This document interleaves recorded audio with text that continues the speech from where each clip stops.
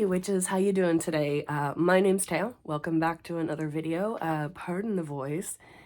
I'm not like putting on sexy times. I'm very, very sick. I've got COVID, but posting every day for the Neo-Pagan November challenge. I've been doing shorts every day and making videos. I mean, if I can sit in bed and talk on the phone and watch videos, I can sit in a chair and talk to a camera. And it's kind of my lifeline to the outside. So I wanted to keep doing the videos, seeing as I'm doing absolutely nothing else with my life right now because I am so sick. So throughout the month of November, it's kind of I've called it Get to Know Me November. I've been doing questionnaires, you know, the witch tags, where people put out a list of questions and you can answer them and everybody shares their answers and it's kind of fun. So I've sort of been doing those all month, as well as the Neo-Pagan November challenge, the daily, right, there's a daily word prompt. So I've been doing the Neo-Pagan November in my shorts. You can check that out. There is a playlist, or you can just go to shorts. It's the only shorts I've done is on Neo-Pagan November.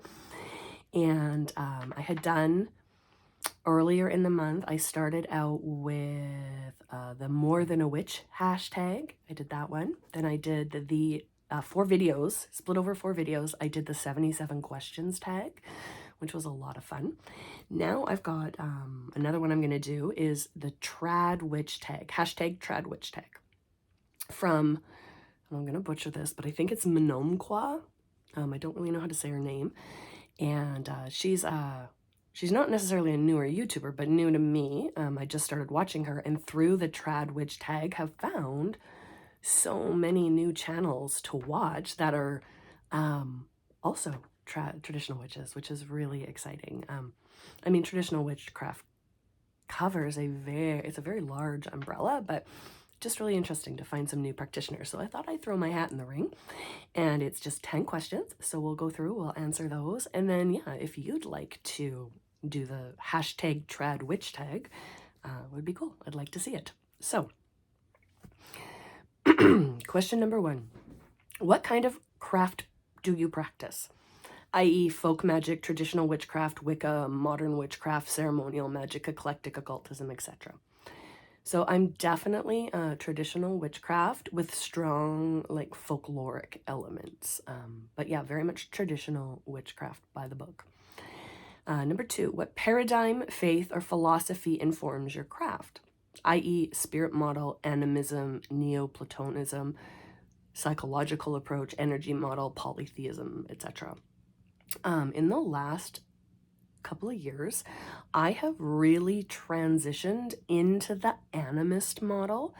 And the more I practice and experience, the better it fits. So I'm definitely an animist. And I mean, traditional witchcraft goes very well hand in hand with animism. Number 3, what culture or cultures is your practice rooted in? Good question. So I am of Scottish ancestry on both sides of my family. So it's definitely Scottish influence, Scottish folk craft, even a little bit of Catholicism thrown in. But it is rooted in the Canadian environment in which I live. I live in Canada. And so what I do is I take those charms and the folk magic of Scotland, and I mean, if I can replicate it here, that's great. But sometimes there's like ingredients and stuff that don't grow here. I work with like plants and herbs that are from the land on which I live. So I do a lot of adaptation and taking those charms and folk practices and modifying them for the Canadian environment in which I live, which is kind of fun.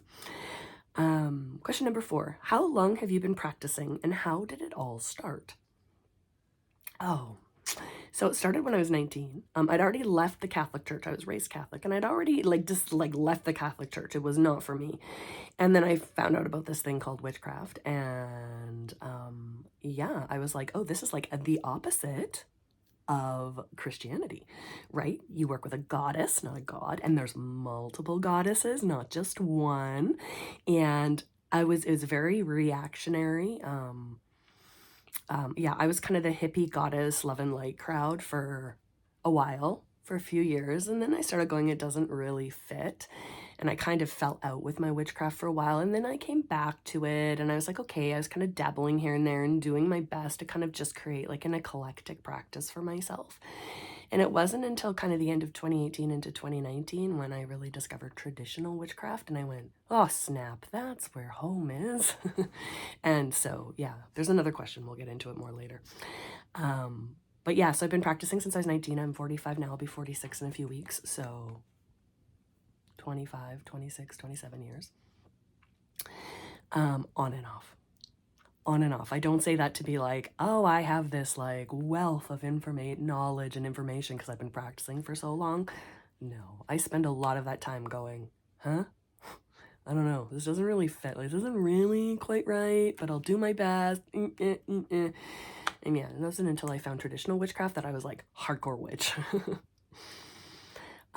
Question number 5. What books or resources have you first started with, and would you recommend them to others today? So, yeah, this was back in the 90s. So I started with Scott Cunningham's Wicca, A Guide for the Solitary Practitioner, and a bunch of other Wiccan books. That's really all there was at the time. And no, I would not recommend them, not even to Wiccans. I think that there are much better, much less problematic books out in 2022, right? We've come a long way as a witchcraft movement. We're much more inclusive, right? There's much less, even a little bit of misogyny. I think we've really come a long way in flushing out that stuff that we don't want in our craft. We're much more accepting of like the LGBTQ community. So yeah, I wouldn't necessarily recommend any of those books I started with. I think they were really good for their time. I just think we've just come so far, and there's so much better knowledge out there now. And I will recommend some books on question 10. Let me see. Question number 6. How has your practice or paradigm changed over the years, if at all? Drastically. It has drastically changed. I really started, it was like a pagan goddess cult reaction to my Catholic upbringing. And now I have a fully developed traditional witchcraft system that I participate in. I did not write that system myself. I found a system that worked, and I joined, and I actually ended up initiating into an existing tradition that works really, really well for me. And my personal craft, right, because it's not necessarily the same as the tradition where I practice with others, has come a very long way. There's no gaudy hippie cult. There's no goddess hippie cult going on here anymore. I actually work more with the witch father, with the devil himself, than I do with any female aspected goddess.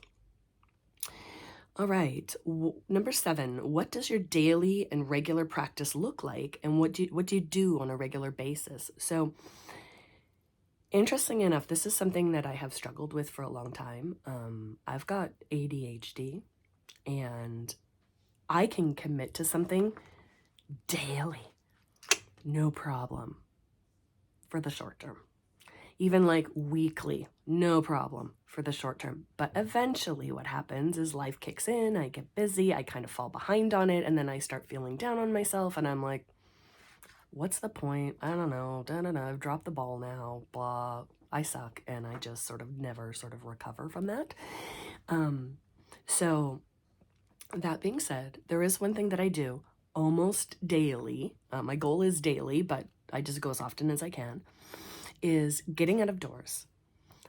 I walk my dog. So there's a difference, you see. When I'm doing, I don't know, say daily offerings or a daily journaling practice, I'm doing that for myself. And it is very, very difficult to hold myself accountable. But walking my dog, I have to do that for her, right? She is trapped inside the house, so to speak, like 23 of 24 hours a day. I mean, yes, she gets to go up in the backyard and run around and stuff, but you know what I mean? She's confined to this property. So I have to take her for a walk. That's not negotiable. Weather permitting, we go. And what I do when I walk her, I used to just abhor walking the dog. Like, it was just this big chore I had to do, and I just, but I work very hard on turning it into a mindful walking meditation. And what I do is I go out and I appreciate the land upon which I live. And I sort of commune with my local landscape during our walks, during the summer, the spring, the fall, the winter, right? Keeping an eye on the changing landscape, what's going on. And it's actually really, it's deepened my practice, my witchcraft practice, and it's just deepened my relationship with the spirits of this land. And again, I do have a very like animist perspective. And so I'm communing with the spirits of this land almost daily in an appreciative sort of way. So yeah, that's really the only thing that I do that regularly. I also like celebrate the Sabbats with like with my study group. You know, and I do have regular like coffee meetups and stuff with other witches through my guild, which aren't necessarily my personal practice, but it is very much like something I was called to do. Even making these videos is something I was very much called to be a public witch and to sort of bring others together. Number 8, are there aspects of your craft that you need to keep secret? And in your opinion, is secrecy important in witchcraft?